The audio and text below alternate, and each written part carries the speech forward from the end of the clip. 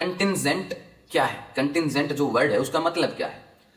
तो contingent thing वो चीज होगी, ऐसी कोई भी वस्तु, ऐसी कोई भी चीज जो अपने एग्जिस्टेंस के लिए किसी दूसरी चीज पे डिपेंड कर रही है। समझ पा रहे हो मेरी बात? जैसे मेरा एग्जिस्टेंस, मैं यहां हूं लेकिन मैं नहीं भी हो सकता था अगर मेरे पेरेंट्स चाहते तो। समझ रहे हो? तो मेरा एग्जिस्टेंस मेरे पेरेंट्स पर डिपेंड कर रहा है।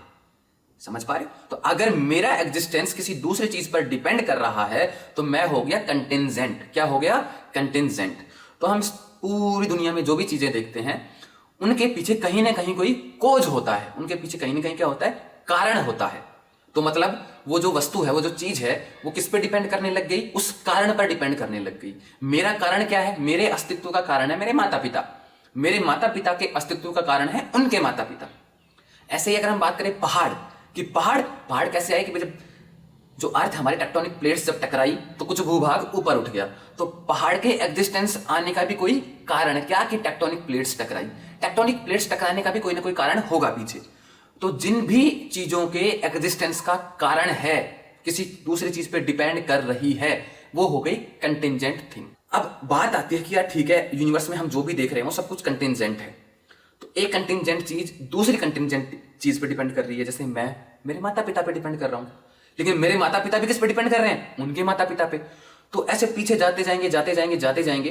तो एक ऐसी चीज होनी चाहिए जिसका स्वतंत्र अस्तित्व क्या करता है? एग्जिस्ट करता है, जो इंडिपेंडेंटली एग्जिस्ट कर सकती है। दोबारा समझिए कि क्या कोई ऐसी चीज नहीं होनी चाहिए क्या कि जिसकी एग्जिस्टेंस किसी दूसरी चीज पे बिल्कुल भी डिपेंड ना करे?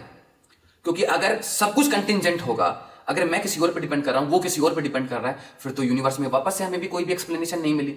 तो कोई ना कोई चीज ऐसी होनी चाहिए जिसका एग्जिस्टेंस किसी भी चीज पे डिपेंड नहीं करता।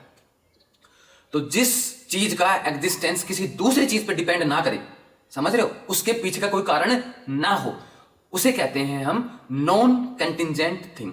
क्या कहेंगे? Non contingent. तो नॉन कंटिंजेंट का मतलब क्या है? जो इंडिपेंडेंटली एग्जिस्ट कर सके, स्वतंत्र रूप से अस्तित्व में रह सके, जिसको किसी और चीज की जरूरत ना हो, उसे हम कहेंगे नॉन कंटिंजेंट थिंग। और ये जो एक्सप्लेनेशन है ये हमें एक स्टॉपिंग पॉइंट दे देता है यूनिवर्स का। कहीं ना कहीं हमें एक्सप्लेनेशन मिल गई, रुकने का एक स्टॉपेज मिल गया। जैसे इनफाइनाइट रिग्रेशन में अगर बहुत सारे हुक हैं तो उनको लटकने के लिए एक छत की जरूरत है। ऐसे ही यूनिवर्स को, क्योंकि पूरा का पूरा यूनिवर्स जो है वो कंटिंजेंट है, या फिर उसकी शुरुआत के लिए हमें एक चीज मिल गई, वो क्या है? Non contingent thing. क्योंकि वो किसी और चीज पे डिपेंड नहीं कर रही है, उसका खुद का स्वतंत्र रूप से वो अस्तित्व में रह सकती है।